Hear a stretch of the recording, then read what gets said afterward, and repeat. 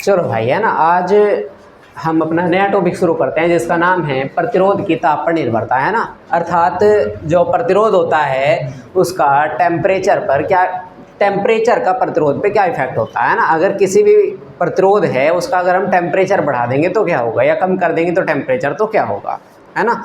देखो प्रतिरोध किसको कहते हैं, कल भी बताया था, है ना। क्या होता है हमारे पास, चाहे कोई भी वस्तु हो, है ना, बिजली का कोई भी उपकरण हो उसको प्रतिरोध कहते हैं। चाहे वो बल्ब हो, चाहे हीटर हो, चाहे प्रेस हो, वॉशिंग मशीन हो, कूलर हो, एसी हो, फ्रिज हो, कुछ भी हो चाहे, है ना।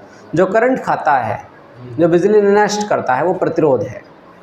प्रतिरोध मतलब धारा के रास्ते में आने वाली रुकावट, और ये रुकावट ही तो है सारे के सारे उपकरण हमारे पास, है ना। तो ये क्या होते हैं, हमारे प्रतिरोध कहलाते हैं ना। तो अगर हम इनका टेम्परेचर बढ़ा देंगे तो क्या होगा, है ना। तुमने देखा भी होगा, है ना, जैसे आजकल गर्मी ज़्यादा हो रही है ना। तो जो हमारे उपकरण हैं वो गर्मी में और भी ज़्यादा गर्म हो जाते हैं, है ना। मतलब उनका प्रतिरोध क्या हो जाता है, ताप बढ़ने पे बढ़ जाता है। टेम्परेचर बढ़ने पे वस्तु का जो प्रतिरोध होता है वो भी क्या होता है, बढ़ जाता है ना। और प्रतिरोध बढ़ने से क्या हो जाती है, धारा कम हो जाती है, करंट का मान क्या हो जाता है, कम हो जाता है धीरे धीरे करके, है ना। तो यही पढ़ेंगे आज हम, लिखो जल्दी से। जब किसी चालक का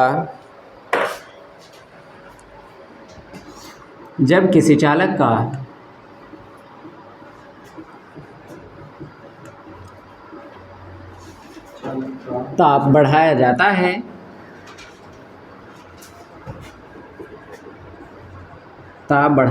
है तो उसके प्रतिरोध में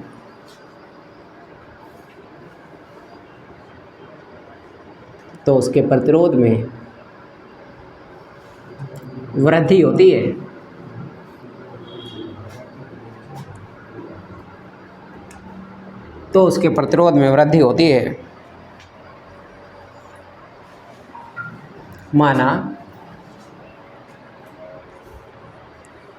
माना नई लाइन से, किसी चालक का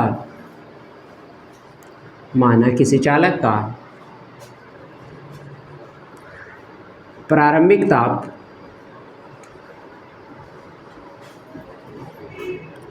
T1 व प्रतिरोध R1 है तथा यदि इस चालक का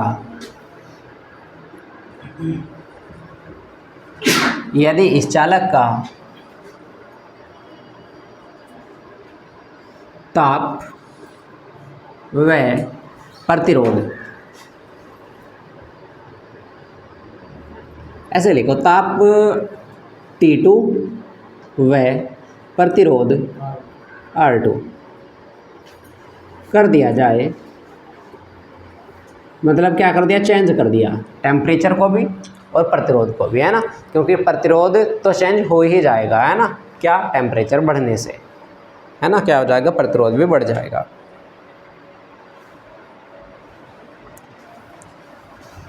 तब नई लाइन से लिखेंगे, तब इन्वर्टेड कोमास के अंदर लिखेंगे, उस चालक के प्रतिरोध में वृद्धि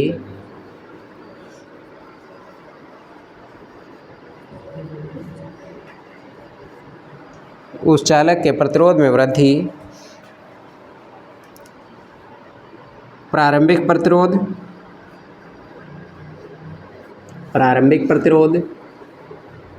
तथा तापांतर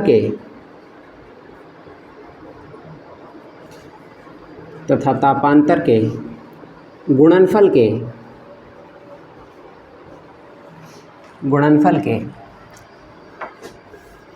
अनुक्रमानुपाती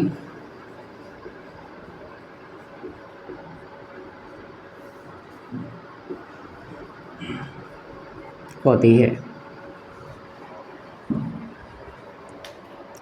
अनुक्रमानुपाती होती है।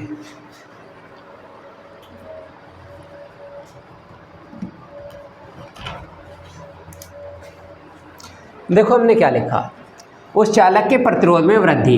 प्रतिरोध में वृद्धि कितनी होगी, पहले था प्रतिरोध कितना R1, बाद में हो गया कितना, तो वृद्धि कैसे निकलेगी, डेल्टा R बराबर R2 माइनस R1, दोनों को घटा दो वृद्धि निकल जाएगी ना, कितनी हुई, है ना। तो प्रतिरोध में वृद्धि जो होती है मतलब R2 माइनस R1 जो होता है वो प्रारंभिक प्रतिरोध कितना था, R1 था, है ना। तापांतर कितना था, T2 माइनस T1 ही तो था। तापांतर मतलब ताप का अंतर कितना, दोनों को घटा दो अंतर निकल जाएगा। प्रारंभिक प्रतिरोध तथा तापांतर के गुणनफल, ये क्या करा हमने, गुणनफल के कैसी होती है, अनुक्रमानुपाती होती है, अनुक्रमानुपाती का निशान लगाया, है ना। जो प्रतिरोध में वृद्धि होगी वो प्रारंभिक प्रतिरोध और तापांतर के गुणनफल के अनुक्रमानुपाती होगी, है ना। अब हम इसको यहाँ पे R2 माइनस R1 है,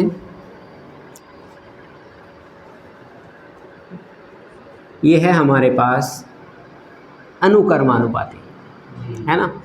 हम इसको अनुक्रमानुपाती को हटाते हैं, कांस्टेंट लगाते हैं अपनी तरफ से, ये R1 जो का तो T2 माइनस T1 जो का तो, है ना। कांस्टेंट देखो जैसे गुरुत्वाकर्षण कांस्टेंट कैपिटल जी होता है, कुछ कांस्टेंट को K से डिनोट करते हैं, किसी को 1/4 पाई एप्सिलॉन नॉट से डिनोट करते हैं ना, बहुत सारे कांस्टेंट होता है। ऐसे इसको भी कांस्टेंट से डिनोट करते हैं जिसका नाम होता है अल्फ़ा। हम सुना अल्फ़ा का, है ना। अल्फ़ा का निशान थोड़ा सा इस टाइप से बना लेना तुम,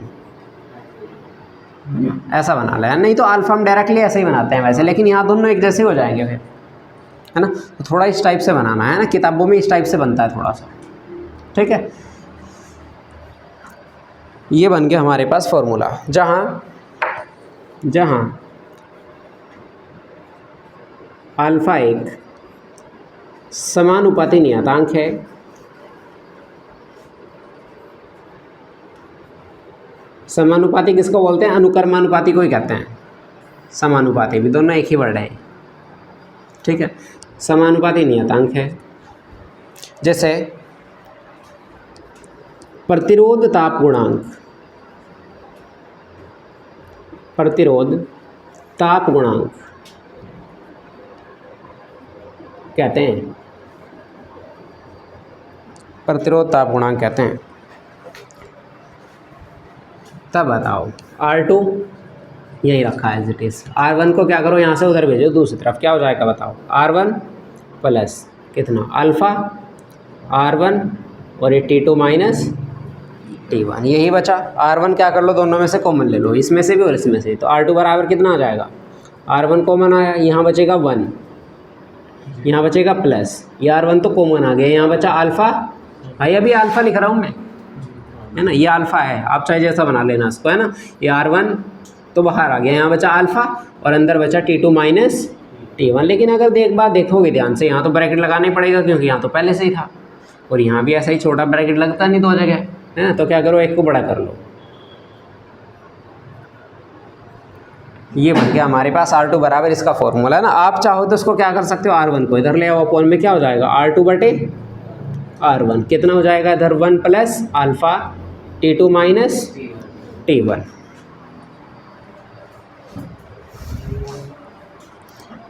वन को इधर लाओ, कितना हो जाएगा, R2 बटे R1, 1 इधर आएगा, प्लस में था, इधर आएगा तो माइनस में, इधर कौन बचा अल्फ़ा और T2 माइनस T1, इसके अपॉन में 1 मान लो, इसकी मल्टीप्लाई इधर करेंगे 1 की R2 में, कितना R2 आएगा, R1 की इधर करेंगे R1 ही आएगा, और बटे में R1 की इसमें करेंगे तो R1 ही आएगा 1 में, इसकी इधर, इसकी इधर और इसकी इधर, ये कितना इधर अल्फ़ा और इस साथ में कितना T2 माइनस T1, है ना। अब चाहो तो आप R1 को, है ना, इसको आप यहाँ भी छोड़ सकते हो, R1 को चाहे तो आप इधर भी भेज सकते हो, इधर, है ना।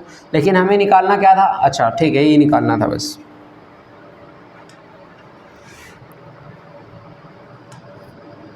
ये बन गया फॉर्मूला। या अगर आप चाहो तो, है ना, इसको हम ऐसे लिख सकते हैं, ये R2 माइनस R1 बटे R1 तो लिख दिया ऐसे ही, ये कितना अल्फ़ा T2 माइनस T1, इसका नाम रख दिया हमने डेल्टा T। डेल्टा T मतलब तापांतर। तो यहाँ से अल्फ़ा की जो वैल्यू आएगी कितनी निकलेगी बताओ, अल्फ़ा की वैल्यू, इसको यहीं छोड़ दो अकेला, इसको इधर भेज दो, कितना आ जाएगा R2 माइनस बटे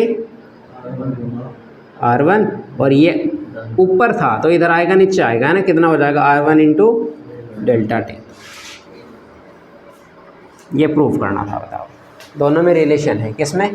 प्रतिरोध की ताप पर निर्भरता। ये है हमारा प्रतिरोध R2 R1 और यह टेम्परेचर।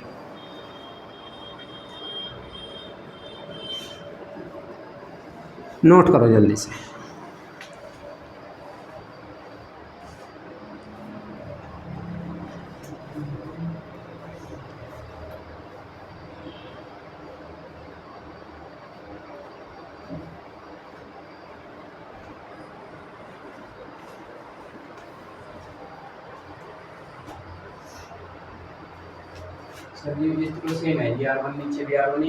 नहीं कटने के नहीं। ये देखो भाई, जैसे ये वाला R1 है और यहाँ पे भी R1 है ना, ये तो क्वेश्चन ये कैंसिल नहीं होने के, क्या है ना, कैंसिल हो जाते हैं ये। अगर यहाँ माइनस ना होता, अगर यहाँ गुना होता तो, है ना, तब कट जाते हैं, है ना। लेकिन यहाँ माइनस है, यहाँ प्लस भी होगा तो नहीं कटने के। देखो बिल्कुल ऐसे ही तो है, जैसे देखो 3 में से 4 घटाओ और बटे में 4 लिख दो, तो क्या 4 से 4 कट जाएगा? नहीं कटने का, है ना। ये तो ऐसे ही होगा ना, 3 में से 4 घटाएंगे तो बचेगा -1, है ना, और बटे में बच रहा 4। ये आएगा आंसर सही तो, है ना। अगर हम इससे इसको काट देंगे तो क्या, ये 3 बचेगा। देखो कितना ज़्यादा अलग हो गया ये वाला और ये वाला, तो गुना में कट जाते हैं ऊपर नीचे। गुना में ऐसे भी कट जाते हैं, देखो अगर ऐसे लिखा हुआ ना कहीं पे x/4 है मान लो, है ना, इधर मान लो x/6 हैं, तो गुना में तो ऐसे भी कट जाते हैं, ऊपर ऊपर वाले, है ना, या नीचे नीचे वाले भी कट जाते हैं। अगर इधर भी 4 होता है, इधर भी 4 होता है, भी कट जाते हैं। ऊपर ऊपर वाले भी कट सकते हैं, नीचे नीचे वाले भी कट सकते हैं, ऊपर नीचे वाले भी कट सकते हैं।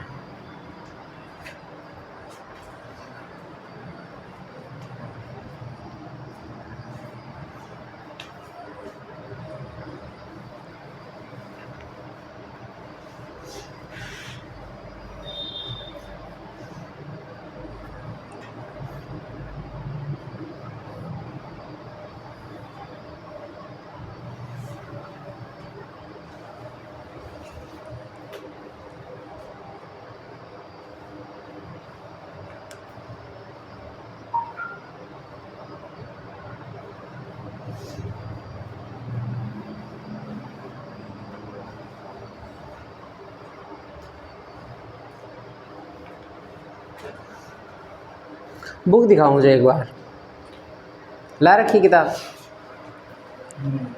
कोई भी ला?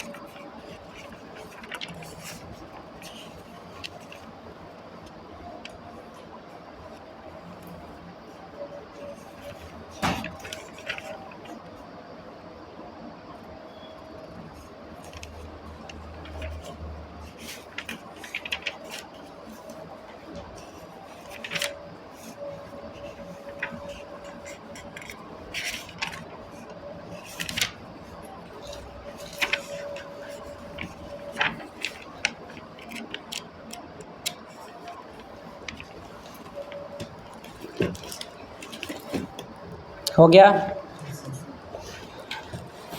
नेक्स्ट टॉपिक,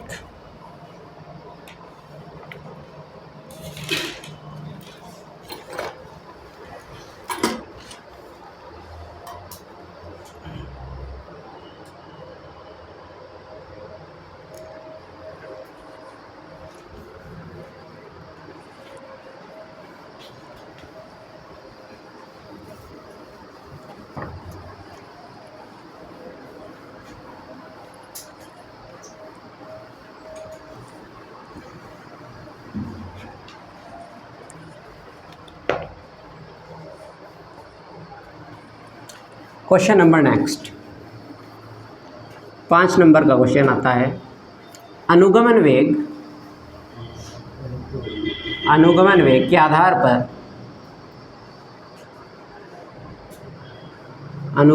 आधार पर ओम के नियम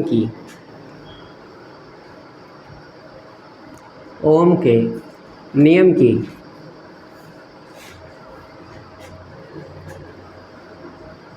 व्युत्पत्ति कीजिए।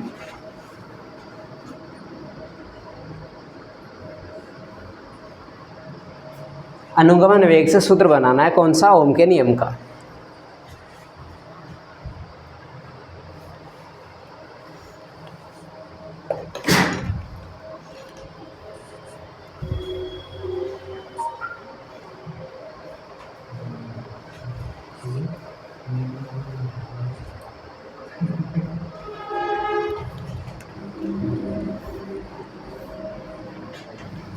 चित्र बनाएंगे।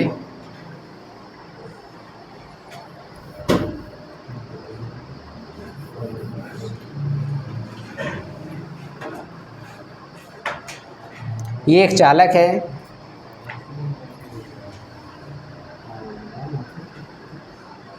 इसके साथ क्या करेंगे? एक बैटरी कनेक्ट करेंगे। ये माइनस सिरा और ये वाला प्लस सिरा, छोटे वाली माइनस प्लेट, बड़े वाली प्लस प्लेट। अब देखो धारा किधर चलेगी? इधर चलेगी, प्लस से माइनस, ऐसे घूम के यहाँ से जाएगी, फिर इधर, फिर इधर, फिर इधर, फिर इधर, ऐसे है ना, ऐसे चलती रहेगी, है ना। अब जो इलेक्ट्रॉन होंगे, धारा इधर से इधर चल रही है, तो इलेक्ट्रॉन चलेंगे इधर से इधर, उल्टी दिशा में।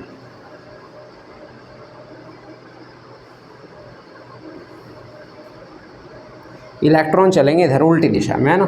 तो यहाँ पे जो विद्युत क्षेत्र है या धारा है वो किधर की तरफ चल रही है? वो चल रही है हमारी इधर की तरफ, और इलेक्ट्रॉन चल रहे हैं इधर की तरफ। ऐसा ही तो है, धारा कह दो या विद्युत क्षेत्र कह दो, वो चल रही है इधर से इधर, और इलेक्ट्रॉन चल रहे इधर। दोनों की दिशा कैसी है? उल्टी है ना। टोटल लंबाई इसकी कितनी मान लेते हैं? एल मान लेते हैं, और इतना ही बना बस। ये इसकी नाम रख दो उसको पी क्यू। यहाँ पे एक बैटरी जुड़ी है जिसका वोल्टेज कितना है? वी है। ये इसके अनुप्रस्थ काट है, इसका क्षेत्रफल कितना मान लेते हैं? ए मान लेते हैं, है ना। अनुप्रस्थ काट किसको बोलते हैं बताया था मैंने, ना। कोई हमारे पास बेलनाकार चालक होगा तो उसका जो एक सिरे की मोटाई होती है उसका बोलते हैं अनुप्रस्थ काट का क्षेत्रफल। जैसे ये वाली मोटाई आपको दिख रही है ना, ये अनुप्रस्थ काट का क्षेत्रफल है। माना एक चालक पी क्यू है जिसकी लंबाई स्मॉल एल है तथा इसके अनुप्रस्थ काट का क्षेत्रफल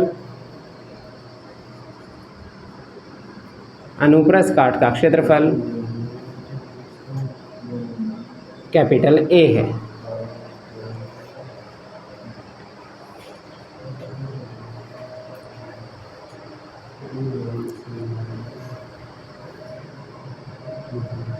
इसके प्रति एकांक आयतन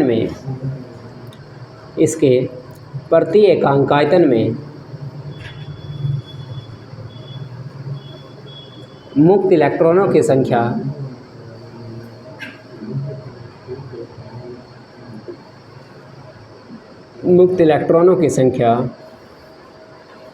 कितने मान लेते हैं? स्मॉल एन मान लेते हैं।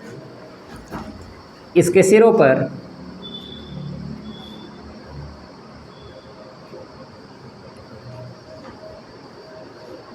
V वोल्ट की बैटरी लगाने से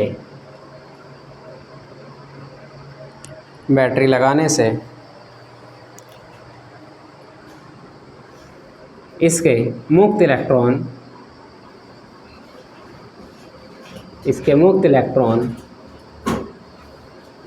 अनुगमन वेग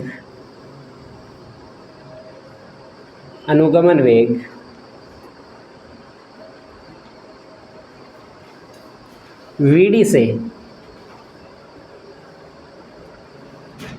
गति करते हैं।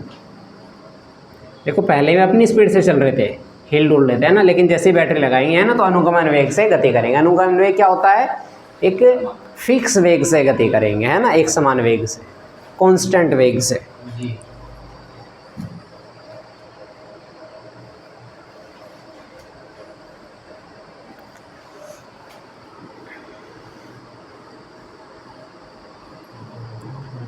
चालक के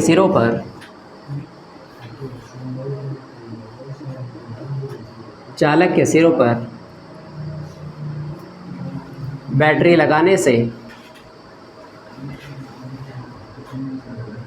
उसमें उत्पन्न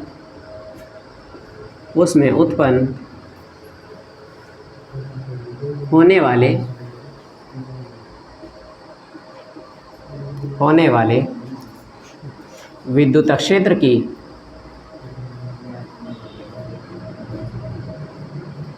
तीव्रता कितनी होगी? E बराबर, फॉर्मूला होता है ना V/D। भाई फॉर्मूला है E बराबर V/D, लेकिन D की जगह D तो नहीं है हमारे पास, D की जगह तो क्या है? L है। तो E बराबर फॉर्मूला बन जाएगा V/L।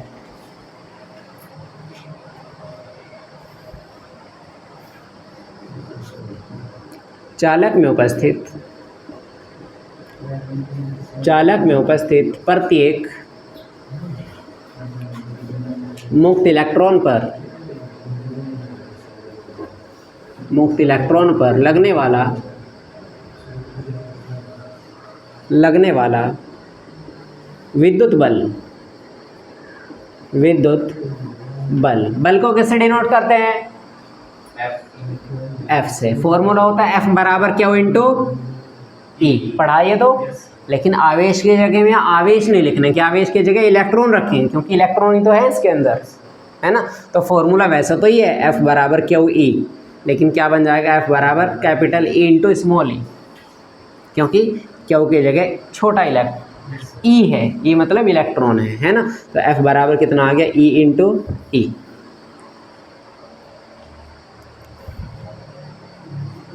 यदि प्रत्येक इलेक्ट्रॉन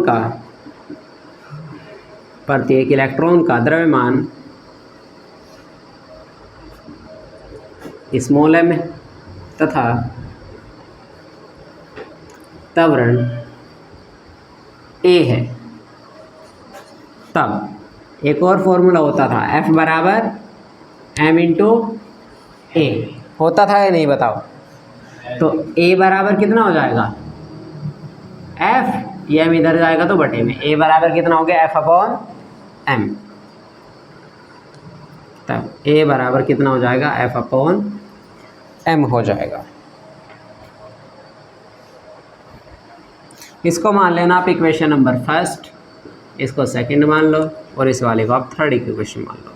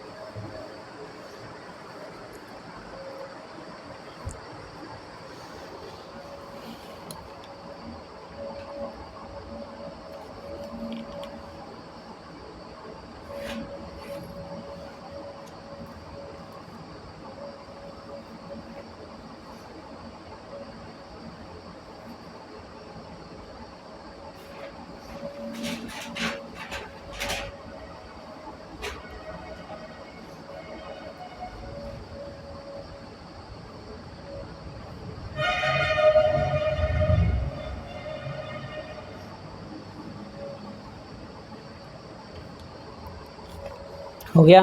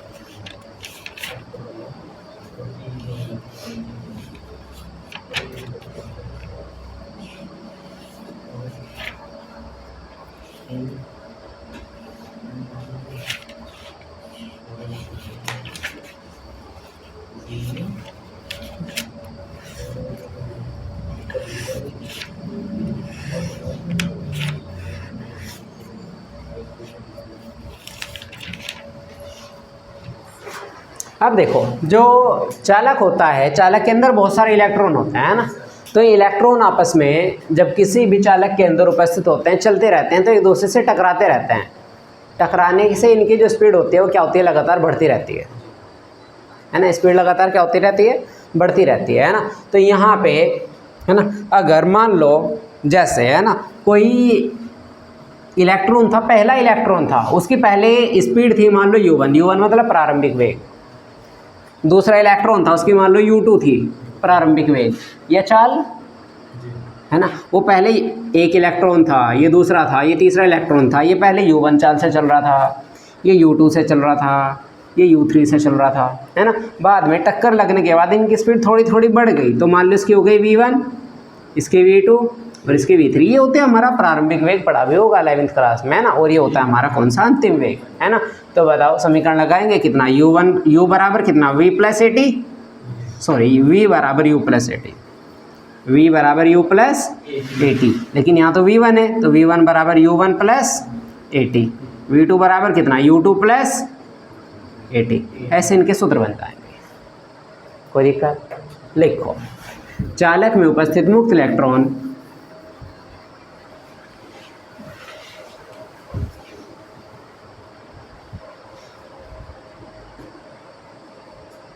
चालक में उपस्थित मुक्त इलेक्ट्रॉन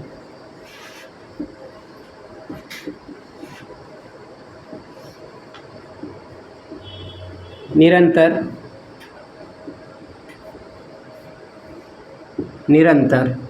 धन आयनों से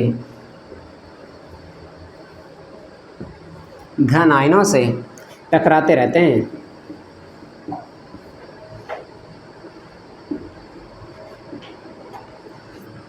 निरंतर धन आयनों से टकराते रहते हैं,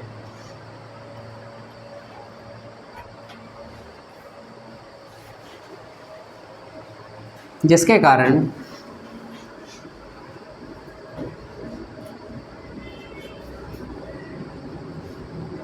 उनका वेग लगातार बढ़ता रहता है।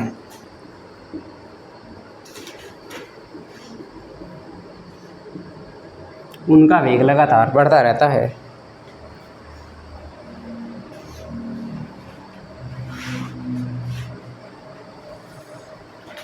और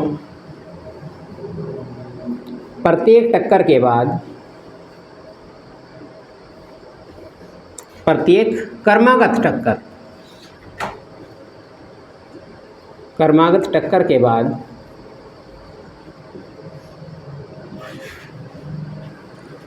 उसके वेग में a इंटू टो की वृद्धि होती है।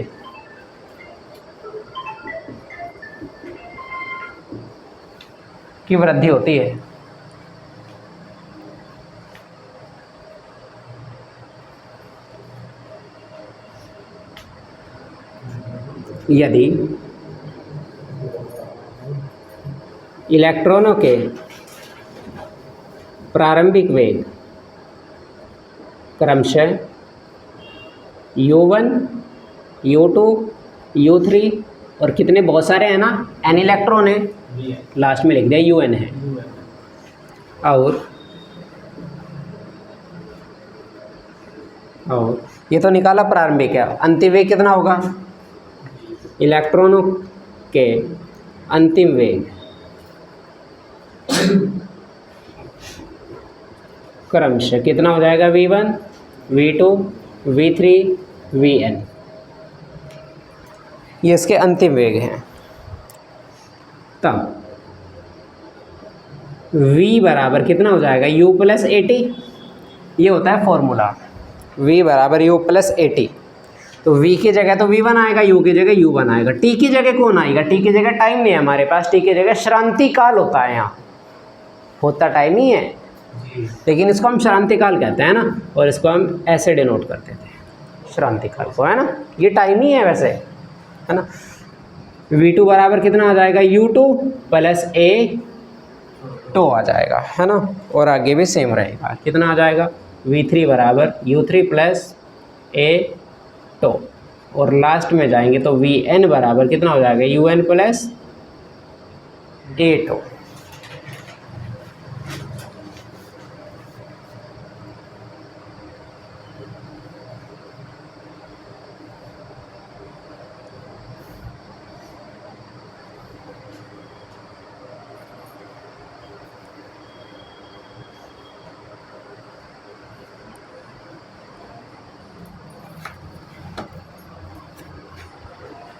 इधर से मिटाओ।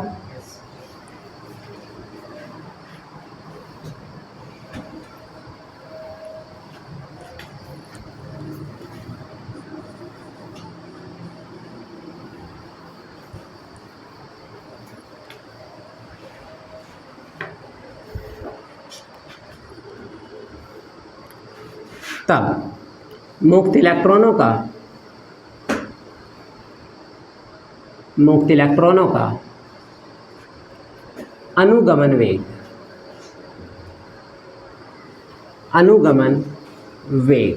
किसको बोलते हैं? वीडी को। अनुगमन वेग किसको बोलते हैं? वीडी, है ना। और इसका फॉर्मूला करा था हमने, अनुगमन वेग, अपवाह वेग या औसत वेग, है ना। किसको कहते हैं बताओ? सबको जोड़ दो और जितनी संख्याएं हैं उतने से ही क्या कर दो? भाग कर दो, है ना। तो बताओ कितने वेग थे हमारे पास? v की जगह कितना था? v1 भी था, v2, v3, कहाँ तक थे? vn तक थे। और अपॉन में संख्याएं कितनी थी? n संख्या थी ना। n संख्या किसकी है? ये इलेक्ट्रॉनों की। और इलेक्ट्रॉन की संख्या कितनी थी? Small n। हमने मानी थी, यहाँ लिखा था देखो, है ना। तो Vd बराबर ये निकल गया हमारे पास। v1 की वैल्यू बताओ आप। v1 की तो वैल्यू है ना, वहाँ से देखो, प्लस A2। v2 की भी है, U2 प्लस A2, है ना। ऐसे ही हमारे पास v3 की भी आएगी, लेकिन हम लिख नहीं रहे क्योंकि बीच वाले को छोड़ दो, कोई दिक्कत नहीं, है ना। लास्ट में vn वाले की लिख दो, कितनी आएगी? un प्लस, तो बीच में आप चाहे जितनी लिख दो, कोई दिक्कत नहीं है। un कहाँ पे? ये v, ये सारे vn है, ये un कौन सा? un ही तो है, ये vn है। अब देखो अपॉन में कितना है? साथ में n है। Vd बराबर, एक काम कर दे, इसमें से सारे प्लस में ही तो है ना। इसको इन सब को जितने भी आएंगे, इन सब को एक डब्बे में लिख दे क्या? U1 plus U2 plus U3 plus UN, एक ही डब्बे में लिख दे इनको। फिर यहाँ बचेगा देखो प्लस प्लस प्लस, सब में प्लस को मान लिया, है ना। यहाँ देखो A2 हर जगह कितना आएगा? A2 आएगा, है ना। तो A2 है ना, ये लिखते रहो बस। कब तक? लास्ट में भी कितना आएगा? A2 ही आएगा। अपॉन में कौन आएगा? अपॉन में आएगा कितना? n। ये तो सेम बचा हुआ है ना। Vd बराबर, है ना। ये वाला जो होता है वैसे हमारे पास, ये याद रखना है तुम्हें, फिक्स वैल्यू है ना। U1 U2 U3, है ना। अपॉन में UN, इसका जो वैल्यू होती है वो कितनी होती है? 0। इसकी वैल्यू 0 होती है, इसलिए Vd बराबर, यहाँ देखो A2 कितनी बार आएगा? n बार आएगा, है ना। अब आप ध्यान से देखोगे अगर, है ना, अगर यहाँ A2 होते कितने? 2 बार होते, तो इसको क्या लिखते? A2 और A2 कितना हो जाता? 2A2, ऐसे हो जाता। मान लो ये होता x और x, कितना हो जाता? 2x नहीं हो जाता? तो ऐसे ये A2 और A2 कितने हो गए? 2A2 जो का तो, है ना। ऐसे ही यहाँ पे तो कितने हैं? n है। तो टोटल जब इसका करेंगे तो कितना आएगा? A2। अपॉन में कौन बचा? अपॉन में n बचा, है ना। तो n से n कैंसिल हो गया, कितना बचा? Vd बराबर A इंटू टो, ये निकला अनुगमन वेग। Vd की वैल्यू निकाल ली हमने यहाँ से, है ना। और Vd की वैल्यू बस पुट कर देंगे कहाँ पे? समीकरण नंबर 3 थी कहीं, है ना, ये वाली, इसमें, है ना। यहाँ तो है ही नहीं हमारे पास Vd। अच्छा, A की वैल्यू है, A की वैल्यू पुट करेंगे, हाँ। ए का मान निकाल लो आप यहाँ से, या ए का मान कितना आ जाएगा, V D upon V D नहीं अपॉन टो, है ना। ए का मान, हाँ, समीकरण 3 में रखने पर। फोन दे दिया था 2 मिनट लेके।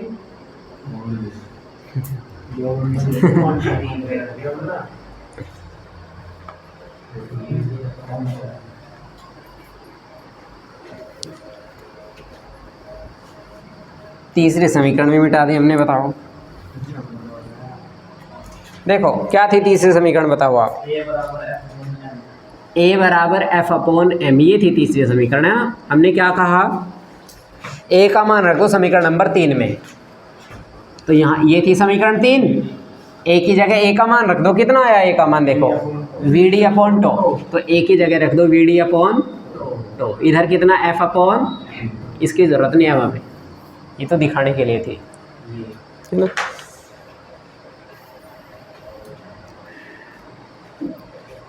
अब निकाल लो वी डी की वैल्यू। वी डी बराबर कितना आ जाएगा, इसकी गुना कर दो उधर, कितना आ जाएगा, एफ टो अपॉन एम, ये निकल गई किसकी वैल्यू, वी डी की। समीकरण नंबर 2 भी थी कुछ शायद हमारे पास, समीकरण 2 से एफ बराबर ई इंटू कैपिटल ई, है ना। तो एफ की जगह क्या कर दो, बस ये रख दो, है ना। तो वी डी बराबर कितना आ जाएगा, एफ की जगह capital E small E into tau upon में कितना, एम। ये बन गया रिलेशन, किस में, अनुगमन वेग में। लेकिन एक और भी था, by first, equation number first से, है ना। कितना था, ई बराबर वी अपॉन एल, एक फॉर्मूला ये था इक्वेशन नंबर फर्स्ट से, है ना।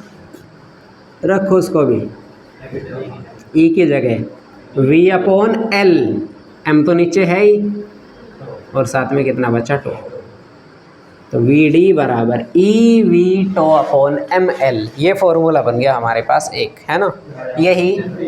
यही अनुगमन वेग, यही अनुगमन वेग व विभवांतर के बीच, अनुगमन वेग और विभवांतर के बीच संबंध का सूत्र है।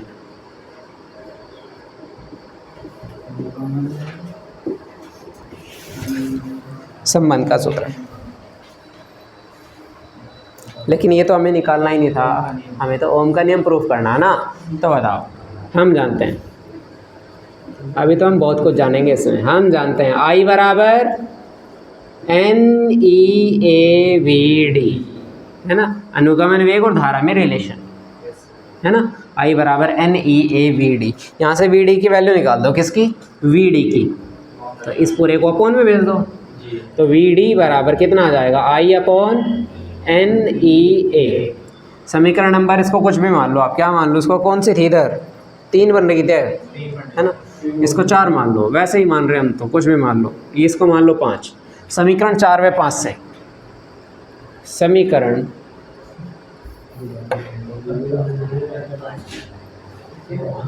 4 व 5 से दोनों तरफ की तुलना करो। देखो ये था वी डी बराबर E V tau upon L M या एम एल, ये था। लेकिन वी डी की जगह ये रख दो उठा के हम पूरा, आई अपॉन एन ई ए, आई अपॉन ए ए। इधर से मिटाऊं क्या, उतारो फिर जल्दी से।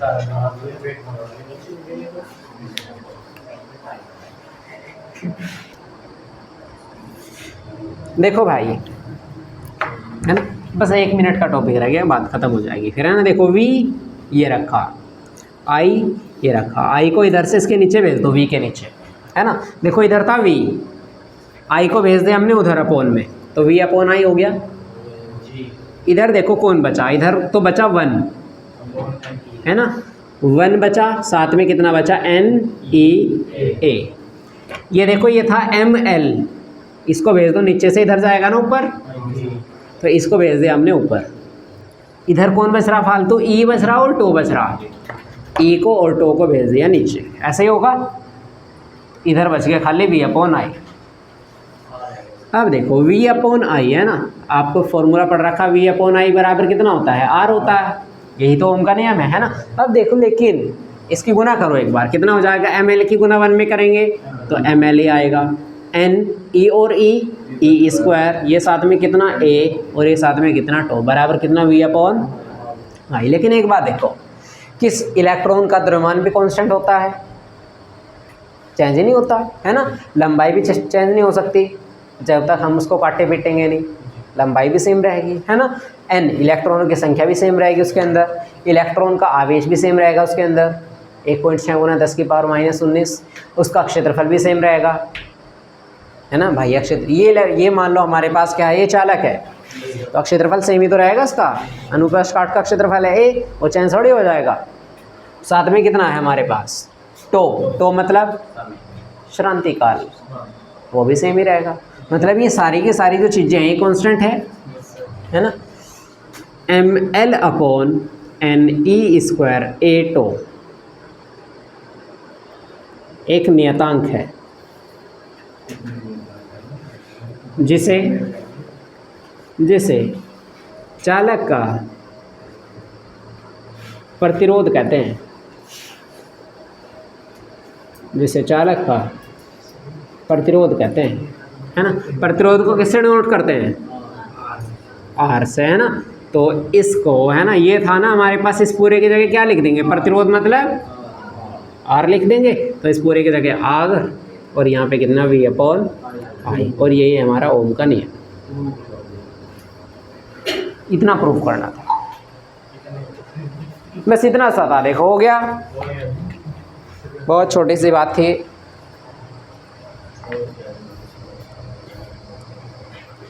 लास्ट में लिख देना यही ओम का नियम है, यही ओम का नियम है। चलो इतना ही करते हैं बस, बाकी कल पढ़ेंगे।